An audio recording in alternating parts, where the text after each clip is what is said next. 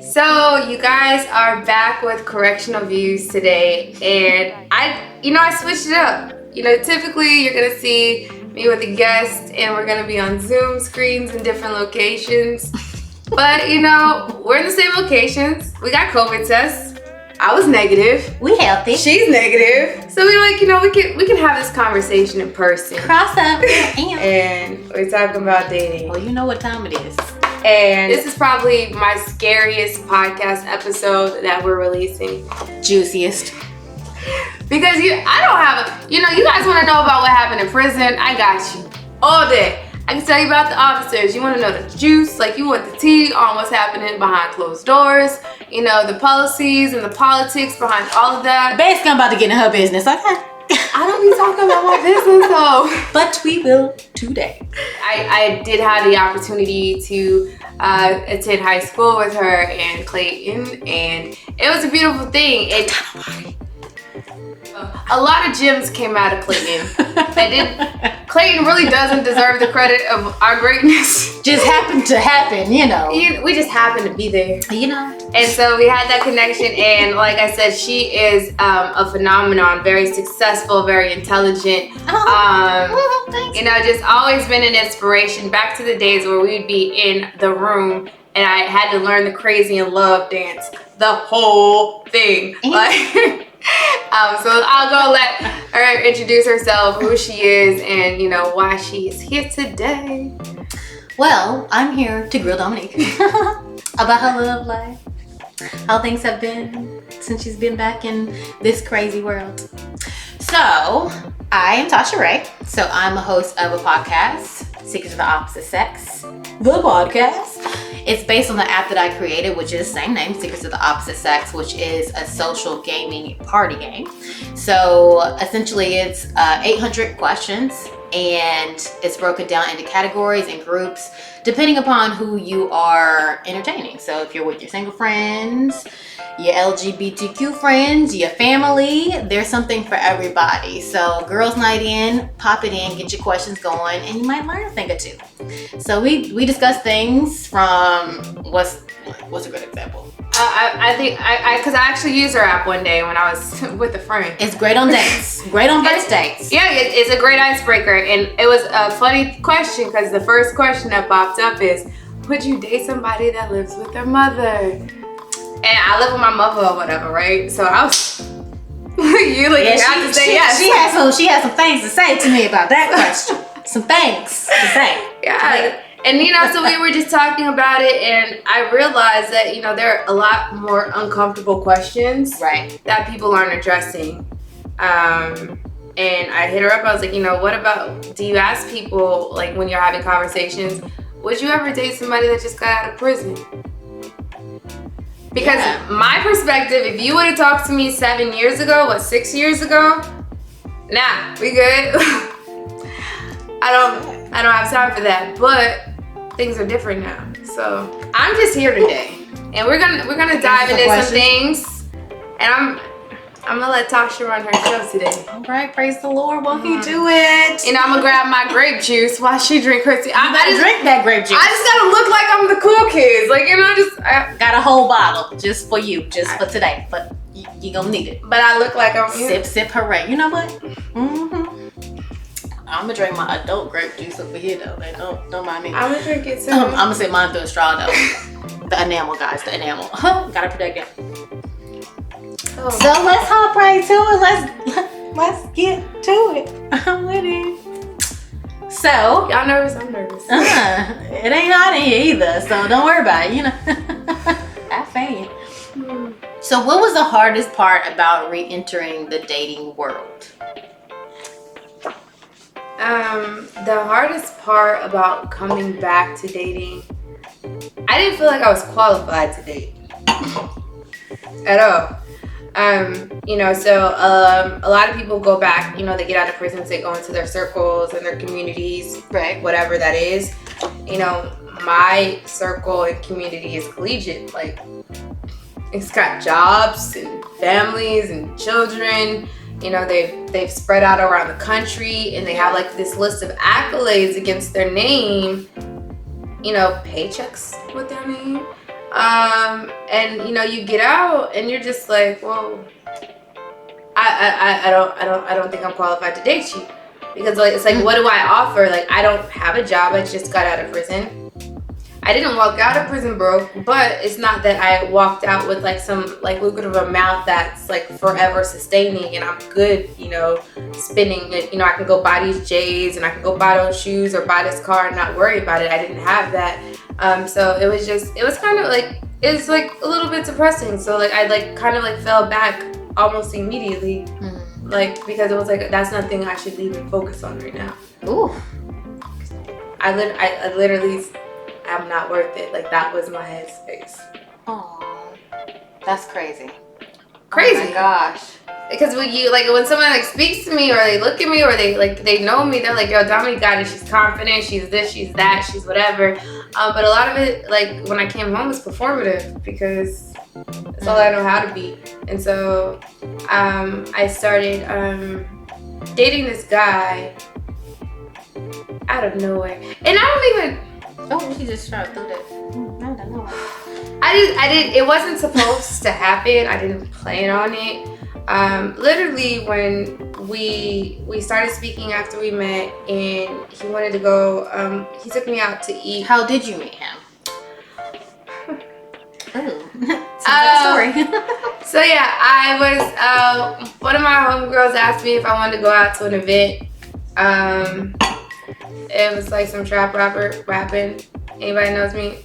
Knows I love trap music. So I was like, yeah. So I told her, I was like, let's go. And so it was just like supposed to be like a girls' night out kind of thing. And like, you know, like if you meet a guy out or you're out, you don't really pay it too much attention. Okay. If a guy starts, you know, buying you drinks, you really don't pay it that much attention because you feel you know what their end game is.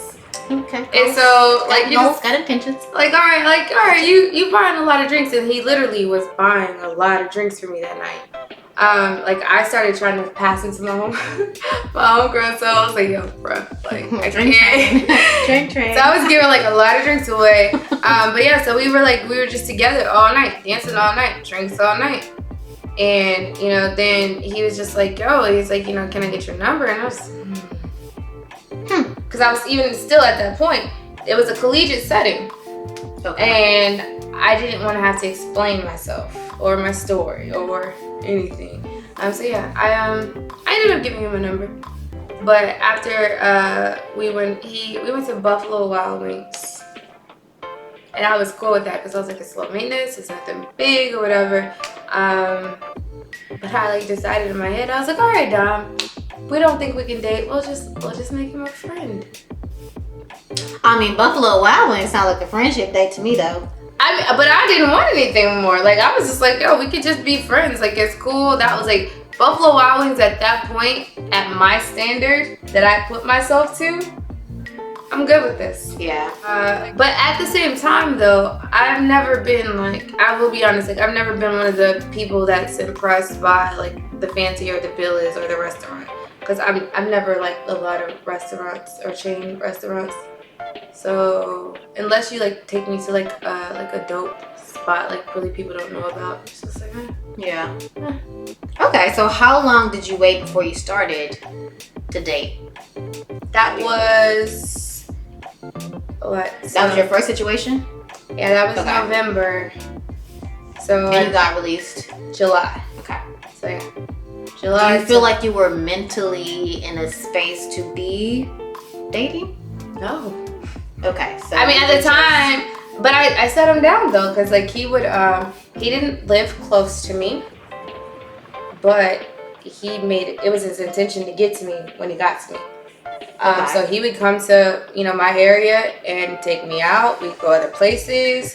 If he wanted to see, like it was just a thing, like he'd go. And so like one day when I realized, like, he said something like, I don't know, he was like speaking like something in the future.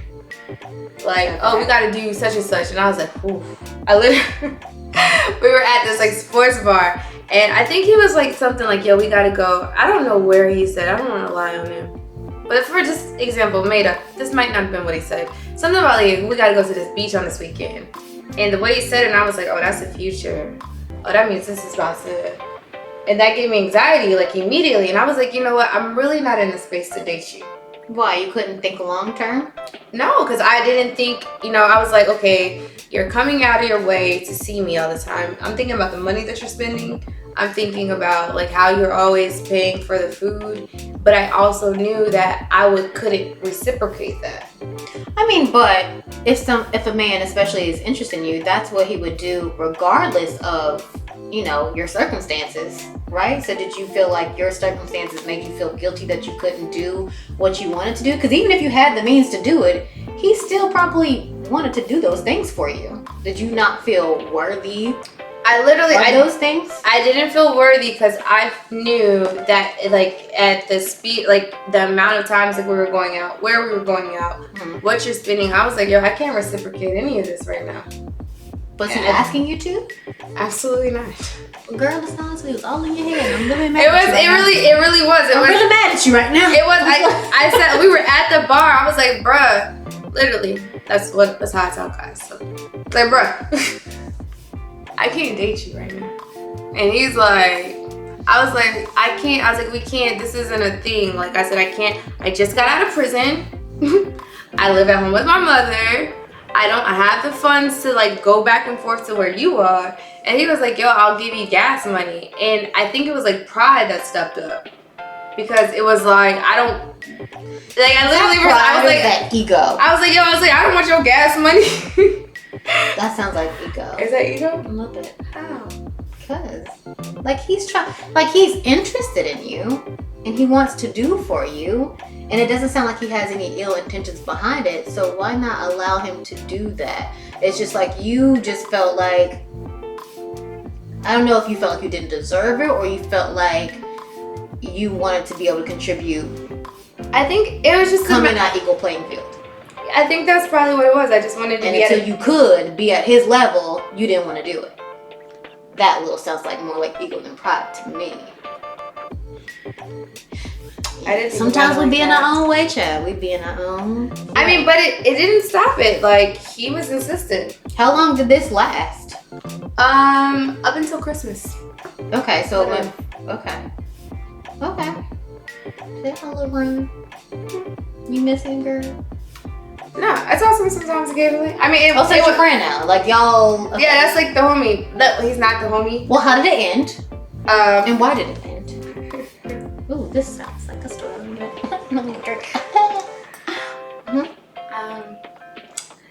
So, we were doing a lot of things. I saw him a lot. Okay. We literally, both of us told each other, I'm not here for a relationship. Ooh. I was like, yeah, bro, that's a lot of effort to be putting into somebody to not want to be in a relationship with them, though. That's interesting on his part. Yeah, he told me, he said he wasn't looking for a relationship. I said, bet, because I'm not either. Okay, fascinating. So what was he looking for? How do we know? I don't know. I think he was, I really don't, I will say, I don't think he intended on getting as close to me as he got. Like, I don't think that was his intention. He actually had just gotten out of a relationship. I didn't know about it at the time. Okay. And how long was the relationship? 5 years. Oh, Jesus. Like, so literally, like, I got out of prison in July. You got out of your relationship in July. So it was never destined. One of y'all already. Yeah, it was never destined for greatness. Y'all planned. But it was just like, good vibes, And it was like, I get around you, we're gonna have a good time. There was never any beef, no drama. There's sometimes I'll go up and we'll eat breakfast and then we'll go back to the crib and we'll, like, legit just go to sleep. Okay, well, I'm not gonna forget the fact that you still haven't told me how old he is. I mean, I know that. But did you find it easier to reconnect with people who you knew before you went in, as opposed to meeting new people once you were released? No. No. Reconnecting with older friends. Right. So yeah, no, I didn't have I didn't really carry grudges. So on friends, like, just a friendship aspect with individuals. Like, if I hadn't talked to them since I've been down, it's cool. Like, I went into prison and 98% of the people in my life didn't know I was heading to prison. So right. Like you included. Until years later, I was like, oh. I know. Mojo was like, bruh, so you didn't, bruh, I didn't didn't. I mean, I guess it's not something that you want to broadcast either. Like, hey. Yeah, because just because like when I had the accident, like by the time I woke up, like kind of woke up or to like became conscious, everybody knew about my accident. But the accident reports that were released, none of them are true. So there were so many like fraudulent stories about it. I just like kind of went into like a reclusive state where I didn't want to tell anybody anything because I didn't really have answers. Yeah. So if a person, there were like probably three or four people I was consistently in communication with, like they were aware of things. But there were only two people that I spoke to like on a consistent basis, like every day, like, and like you guys know everything. Yeah. And so outside of that, I was okay. Like I was okay with the fact that people didn't hit me up while I didn't give you a heads up. And then talking to people while they're like this, it's not an easy. It's not an easy. Imagine. Yeah. So no, I had a ton of grace for people coming when I came out, and I don't know in the dating aspect. I didn't have a lot of grace on myself with that, because like I told you, like even with like the guy that I first started dating, I didn't feel like I was on your level, and that's like stupid because I'm intelligent. Okay, but going in, I'm sure you did feel like you had a level of success before you went in. You were doing well for yourself. So were you dating anybody before you went in? I'm gonna take this. Yes. I need like some real grape juice for this. I got a whole bottle for you. Feed to the brim now. So I wouldn't say I was like dating. Okay, so like right before. What is dating? Well, I was like the summer before, like 2014. I was in like a really bad. It was a bad relationship breakup. It was tragic. Like to this day, like my mother and my dad don't even like. You don't kiss me. Ooh. I don't have no problems with them. Like it is what it is. Oh yeah, bro, you ain't got no name. Yeah. It's stuff happens, whatever. Like so, it's no hard feelings. But after that situation, I started speaking with an individual a little bit more frequently. An individual. So just a little bit more frequently. And then after the car accident happened, I was still in cutoff mode. Like I'm not talking to anybody. But he was like, yo, I'm gonna be there for you. Like, and he was insistent. Like he was gonna be my friend. And then was he? He was. Throughout your entire sentence? Throughout my entire sentence? No. Throughout the entire journey of like trial that led to prison, absolutely. It was. I told Camille one day because it's like I only say like Camille get an attitude if I call somebody like my best friend. Derek Doyle. Yo, she was like, what? I was like, but I told her one day, I was like, that I've never felt like, someone felt like my best friend. And I apologized to her because I referenced something about her to him. And it wasn't like personal, private information, but it's just like, I don't ever tell anybody about anybody else's business. Yeah. And so I told her, I was like, I'm sorry. I said, but I just be feeling comfortable. Like, and I was like, I don't know why I feel so that comfortable with him.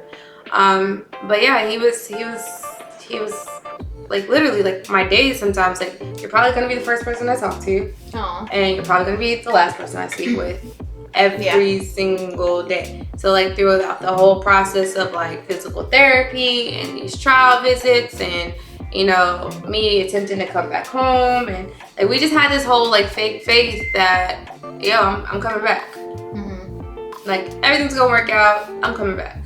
Until one day I called him and I was like, I think this plea is about to happen. And so that was like a little harder because like I feel like on his part it's like kind of like like you're running out of time. Yeah. And so we spoke more frequently. So for the listeners who don't know exactly how much time you spent, why don't you tell them that, and then how long was he in contact, if at all, during that process? So I was sentenced to 5 years in prison. I didn't serve a complete 5 years in prison. However, you have to understand, like I was incarcerated. Like they took me into a jail in 2014, And I had to deal with the system since October 17, 2014, all the way up to July 2019, as far as them keeping me in a facility. I still deal with the system because I'm on probation. Whatever that means. No, they get money from me every month, basically. Once I got there, it was different because this is a person that I'm used to talking to all day. Yeah. And now, it's no luxury that you have anymore. I don't, because it's like you have to pay for every call. So even if you're not paying for the call, whoever you're calling is paying for the call. And initially, like when I went to jail, I didn't even want him. I let him put money on the phone one time. And when that money ran out, I didn't call him. Like, I was like, when it runs out, it runs out. Because I didn't want to be a bill. And so that was like, would I want to call you more? Absolutely. But then I know how much this is costing. And I was like, nah. So I'll run my dad's bill up with no remorse. Hey, Daddy. I told you not to listen to this, but I know you are anyway, so hey.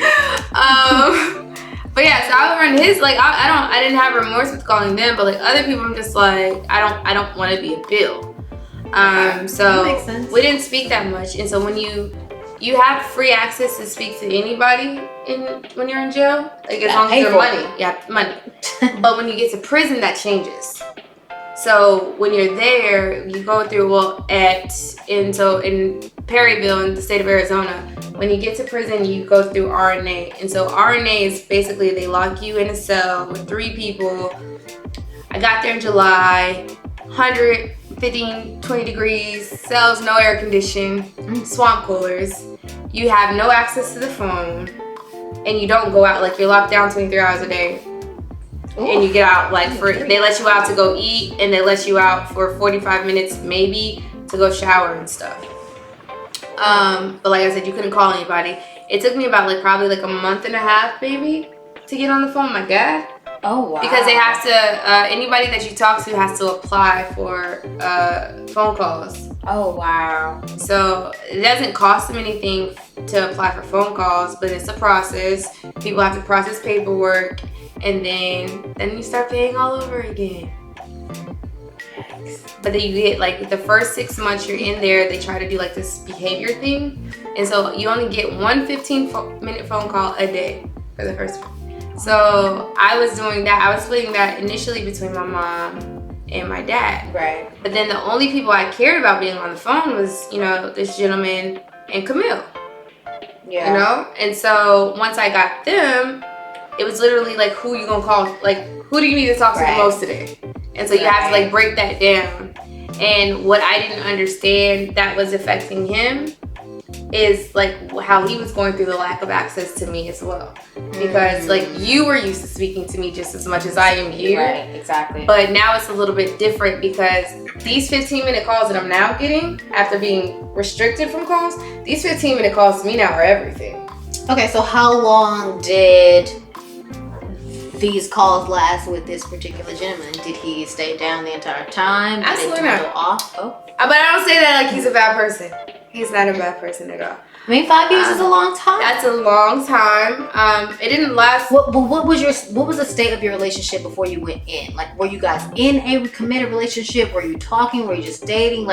What level were you guys at before you actually went in? Because I feel like that really contributes to how down a lot of people would be. Well, I mean, it was never, and I'm not blaming this gentleman in any negative fashion at all, but his communication sucked, and that's communication is a big thing. Okay. And just understanding, but it's just it was kind of and I don't like this, but it was kind of a situation if you know kind of thing. I know you're there. What does that mean? How people they get proud of these relationships because they think because a person does some type of action it means something. But it was one of those situations. Is that a situationship? It wouldn't be a situationship because I was never involved with him. Oh, I'm so confused. Oh my god, I got some questions. Oh my god, what does that mean? What does that mean? Well, so it was literally So y'all was cuddy buddies? Look, I was in Arizona. Y'all was cuddy buddies. He wasn't in Arizona. this entire so it's yeah, like he you do wasn't. what you do, I do what I do. But when we do what we do, But we weren't. To my knowledge, I don't know what he was doing, honestly. But I wasn't doing anything. But I also know that anytime that I but called you didn't care about what he was doing. I didn't have a reason to, because anytime that I needed to speak to you, like you were accessible. So it wasn't like there's a moment like that. Oh, I call you on Friday night and you don't answer. So y'all were living all up and through the gray area. Like there was no black and white. There was no we are or we are not. We just live in the gray. Yeah, it wasn't. It's not a healthy thing. Like not at all. No, it's not. But it's just like, it was okay with me at that point, because it's just like it is. Like literally, if I'm going into physical therapy, like I'm probably texting you.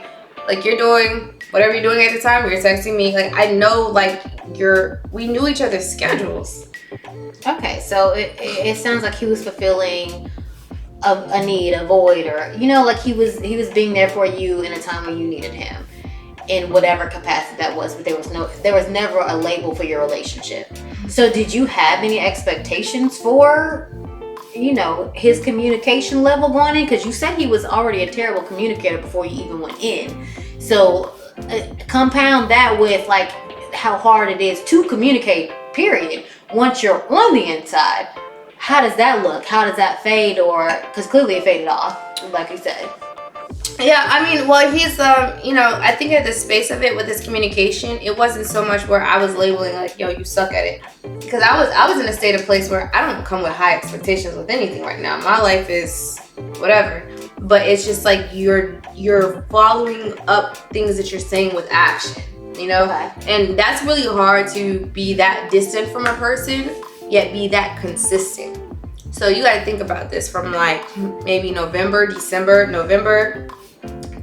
July, or when did I sign my plea? May 13th, maybe. Every day, I know exactly what I can. Like, you're not gonna shift in any space, right? Like, there's not gonna be like, oh, you got missing, what happened, and like you're given like a shady gray area. I was really that comfortable in the space, like, and I trusted it.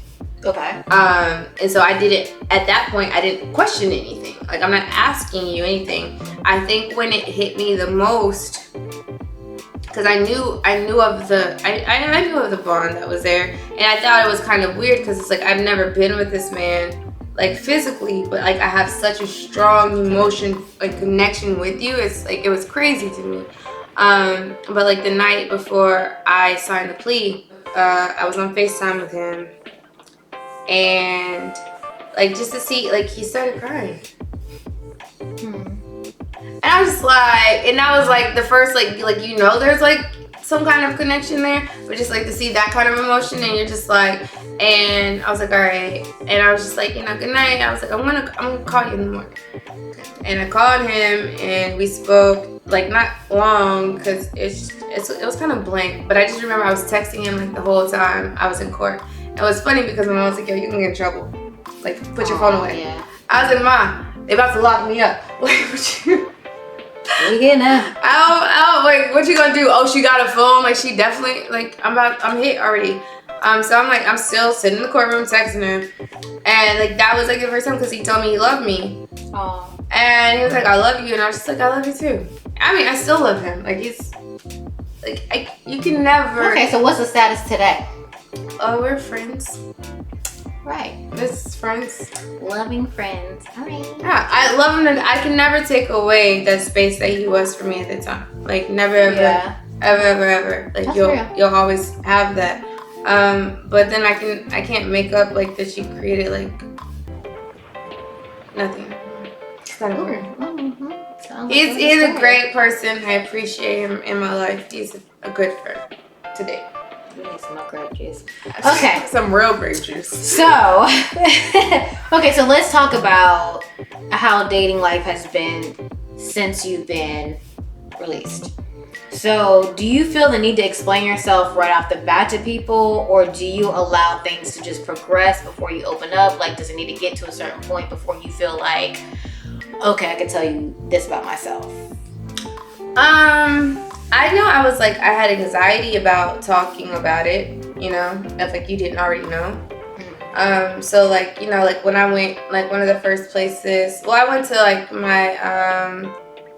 I went to a wedding, and you know, I know everybody there from school and everything, you know, family, friends, but you guys already know everything, so I don't have to explain anything to anybody. So that was like a safe space. When I went to Jiho, oh yeah, I know everything. Well, to an extent. That's a safe space because I put on a disclaimer on Instagram. I was like, but things that you're not gonna ask me when you see me, don't do it. But nobody did, and so safe space. I did get anxiety with speaking with other people because I know how I felt about people. My view of people going to prison. And how do you tell somebody you went to prison? Like, you can't say, I went to prison, but I didn't do it. By the way. I didn't do it. It wasn't me. It was a wrongful conviction. I was locked up for 5 years, but I promise, like, it's like, that doesn't even sound right. But it's like you grow to learn, like, people don't understand the truth of the injustice in it and how much this actually happens. And so I think like my next situation to probably like, that was like my place of, I started trying to train myself of just saying it out front and just like going with it. Okay. So I did So that. as soon as you meet somebody, you just out the gate, like, by the way. Well, no, not necessarily. So like, okay, so I did this like experiment kind of thing. Okay. You know, so when I got out, COVID hit, right? Hey, COVID. Bye. And then you, like, cause let me tell y'all, like, first and foremost, anybody that's ever been incarcerated, y'all hear locked down 3 times a day, right? So when you walk out of the prison, you're just like, the last thing you'll ever tell me is locked down, right? And then you walk into your house. That's not prison. In another state. And you turn on the television and the governor say, we're gonna lock down the state. People don't understand like the mental prison. Yeah, the mental impact that COVID had on me initially, it wasn't good. And so it's like I had to kind of like fight my way through that. But then it's like COVID, what do? Can't go nowhere. We got Zoom calls, we have happy hours, you know. Well, I'm still drinking grape juice or whatever. It's just like, you know, Grape juice. it's just like a whole bunch of like, you're sitting around. And so I was talking to my homegirl one day and she was like, girl, you better get on Hinge. I was like, what's that? Hold on. Okay. Before we hop to that, because I feel like that's like a whole like, woo, rabbit hole. Okay. Does that leave the door open to them, like guys, if you don't tell them right off the bat, to Google you? Because I Google everybody. I don't care who you are. Do people really Google everybody? Hell yeah! I don't know. We're going on a date. I'm Googling you. Do you understand? I want to know everything. I don't think I've ever Googled. But Because if I Google you and I see something and we go on a date and you tell me something other than what I saw on Google, you cut it off? I'm not. Oh, okay. Maybe you're a liar. But what if it? But see, that's not right though. Because my That's how I know into that joint. But my Google was pushing out articles about a car accident with that. It was like I'm 17 from Utah. I'm like 27 from Cali. And I'm naked.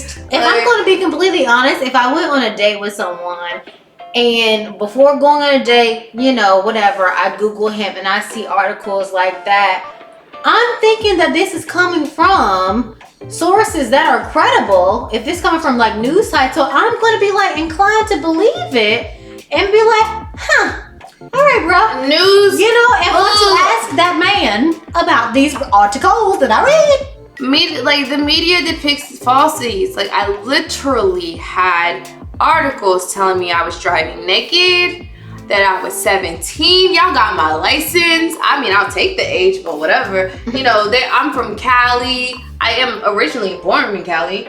Did I come from California? Absolutely not.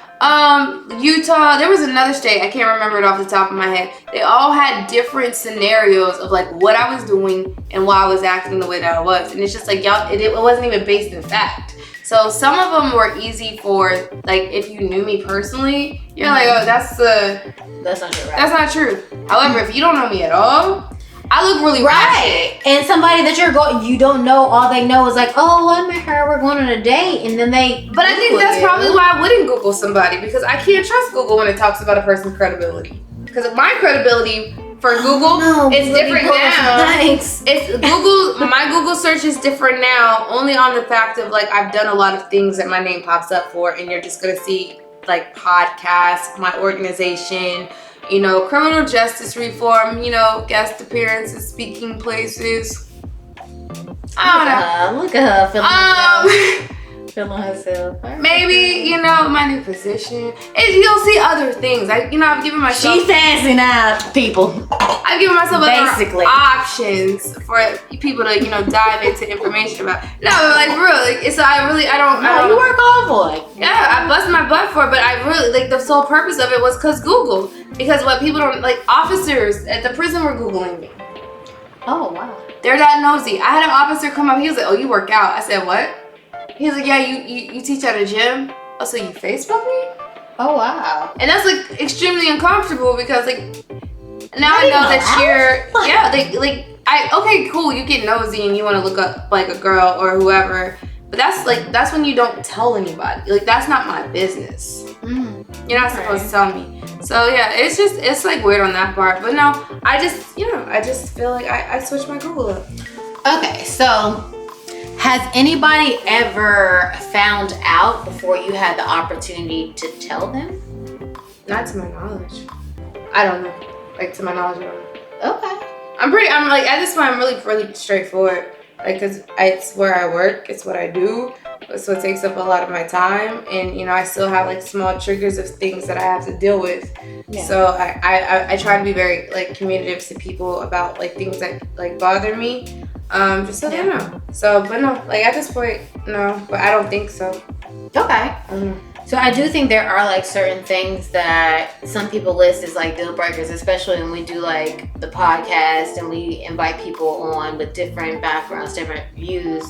A lot of times it's just like living with your parents, or they want someone to match their income or their success level or their credit situation. Like, how do you tackle those questions when they come up? Because I feel like having to be incarcerated for 5 years, that puts you at a disadvantage in a lot of these areas, when you know people that haven't been incarcerated are able to thrive, able to get into their careers, able to try, fail, try again, do all of these things that you didn't have the opportunity to do. Well, at this point it's just like, you know, it is what it is. At the original point it wasn't. It's like I felt like a failure because, you know, I mean, just to be honest, you know, there's a lot of black men and women that go to HBCUs that, you know, claim to be in support of the community, but become like these elitists when they achieve success. Like, oh, I made it. What you doing? Know a couple. Hey, y'all. Like, oh, I'm successful. Oh, you slept in this morning? You a failure. Know a couple more. Hey, y'all. Like, they're like, oh, you eating lunch? You know what you could be doing with your lunch instead of eating lunch? Like, bruh, sleeping maybe? Like, I need a nap. Like, what? Like, so it's just like when you have so many of those individuals, which there are that many of those individuals, like it plays a part in me. Like, yo, what else could I be doing? Like the one regret that I hold is that I wasn't lazy when I came out. Like I didn't just go to sleep and do nothing. Cause I had I had a roof over my head. I had food in my refrigerator. I had a car to drive. I have my basic minimums. I should sleep. Oh, but no, I'm looking at dumbass social media. And like, yo, I should be working. Oh, I gotta move now. Like I knew what I wanted to do. I was gonna wait a little bit, but no, I gotta go now. Like, what am I waiting for? That's my biggest regret. That I didn't just sleep because I had no responsibilities at that time. And I just wish I would have taken advantage of that, because I mean I work hard now. I do a lot now. I don't sleep much now. Welcome back.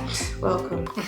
But this isn't like, that shouldn't be your goal. Like even now with everything that I do with criminal like justice, all of like the platforms like I'm trying to, pull those that have been incarcerated in and extend services to, like I still make sure like I'm okay now.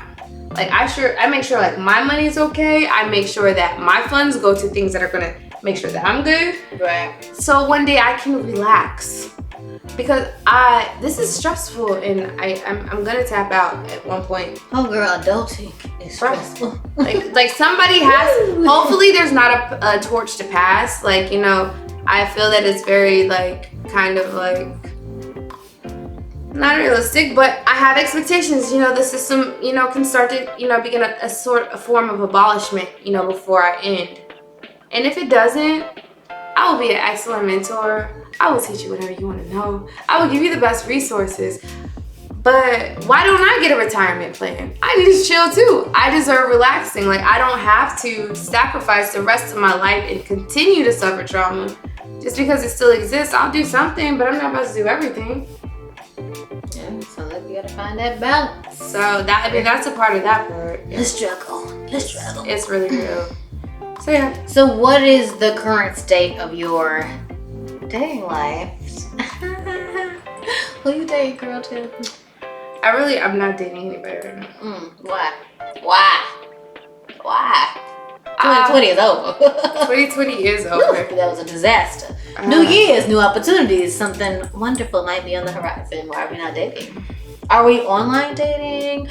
Are we just trying to find people through friends? Like, how are we trying to meet people? Are we trying to meet people? What are we doing? No. I did literally one scenario of online dating, which was a fluke. Like, it really wasn't even intentional, like, coming out with anything. It was bored. But something came out of it. Something came out of it. Okay. Yeah. Oh, that felt that. I felt that. Just looking at you. Yeah, all right. Yeah. That's like the one situation, like, I just think on. Because that situation should have let me know that I needed to work on myself a little bit more. Okay. Did you do that work? I started, no, but not all the way, because I wasn't. That's an honest answer. Okay. But because I wasn't committed to it. What did you feel like that situation showed you that you needed to work on? What did that expose? It exposed like what am I requiring out of people? Like, what am I expecting people to do for me right now? Okay. Or what void am I expecting them to fill? Because they can't fill voids. Because I went through a whole space where there's things like I would agree to do with dudes, like not like agree to like sexual stuff, but I'll agree like, yo, you want to go somewhere? All right, cool. Like there's a guy I was like, yo, you should come see me up here, and I was like, all right, cool. But it's literally, I was trying to avoid, like, fill voids in it. So that dude at that time or whoever might have felt like, oh, I got it. You really don't. Like, you're just a distraction right now that I'm utilizing. But this gentleman, like, it wasn't like a distraction initially. Because, like I said, like, my homegirl said something about the whole social media thing. I was like, all right, I'm going to try it. But then it was like funny, like, because one night it was just like entertaining, because I was like, yo, these people are like serious. So that was like my like COVID entertainment one night. And the next night, somebody said something, and I don't know what he said, how he spun it, but we talking shit back and forth like immediately. And so it just like turns out this conversation, and then we end up on the phone, and it just like, but it's like a genuine, not forced, not like I wasn't looking for anything, so I'm not forcing anything. And it just worked. And so but that was like the person that like showed me like I need to have someone like that's like you like my homie, but you like my man at the same time, and like kind of embraces me as like everything that I am, Homie, love a friend. Homie, love a friend. Like he was all of that. Like I brought him around Mojo. Like Mojo's like one of my oldest guy friends. Hey Mojo. Emma, I like you. But yeah, and it was like cool because I could still be me. I could still say the stuff that I want to say. Like we were out to my mans. Like you're good. Like it was. I was like, all right, yeah. Like this is it. Like this is. Okay, so who you dating now, girl? Nobody. Why not? Because too many men out here in the world. No, men are crazy. Like you have to literally. I ain't gonna dispute that. Like you literally have to like prepare yourself like for BS. Because like, okay, let me tell y'all something. And I am putting this disclaimer out here right now. So if your name ends with like Wilder or Goodman, can you just stop listening? Unless it's like Camille, like you can still listen. Everybody else, stop. You ready? Cool? Hey, Miss Donna. Hey, Miss Elvia. Y'all, I'm giving you like 5 seconds. Y'all I got I yet? No, go ahead, do thinker. Alright, I tried. There was a portion of time, and Lada remembers. Lada is one of my roommates. You're supposed to call them bunkies. I love her. She was my roommate, but she was laughing at me because it was like this, like it was like 2 weeks, and like I felt so primal, like I was supposed to like be like having like all the sex in the world, but you have nothing, and so I was eating everything. Like I was going to dinners, eating stuff that I would never eat out of the kitchen in prison. Like she was laughing at me because one time I went and I ate like this like ham sandwich, and I hate like the processed meat stuff. And I was killing it. And she was like, bro, what's wrong with you? I was like, I don't know. But food is like trying to fill that void right now. Hey. And I was like, bro, I'm supposed to be having sex. I'm just supposed to. But you don't have that option. And it's just like, that's still like, they say like after women hit 30 or something, they go crazy.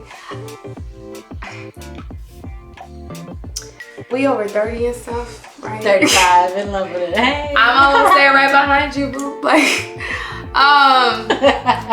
bruh, stuff just gets different. And so when I came, like there was literally a couple situations, like if that's all it was, and you're still respectful of me, because like, don't get it twisted. Just because I'm saying that I'm okay with just having sex with you does not mean that you're about to treat me on some like side, like below, like no. Yeah. So yeah, with respect in this situation, like I was gonna be okay with situations like that because like on the same page. Like right now, that's where I'm really at. However, there are a large amount of gentlemen that do not know how to be honest with stuff because they feel that they have to be performing with women, and tell them stuff that they don't want to know. It's just like, bruh, like tell a girl that all you want is that from her. And you know what she might say back to you? She might say she wants that. She down. That's fair. That's fair. You never know. But you know, but there's so many games. Don't ask me that though, because that's not gonna be my answer. Okay. I'm not. That was like my answer like a couple months ago. Like I'm not. I'm too old. I ain't got time to be playing with you. Okay.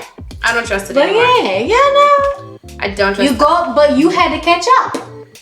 I went through those phases in my 20s. You had to catch up. I missed a lot of years. You had to like fast forward through those phases. You got to go through all of them. No. Hold on. I feel like we gotta like edit this part so y'all can hear this part of the song. It's like freaking Jasmine Sullivan. Like, yo, my mom would be so like mad at me if she knew where I was right now. Cute hotels right now. I know my mama wouldn't like it if she knew about all my rendezvous and all my whereabouts. I keep on piling on bodies, yeah, you getting sloppy, girl.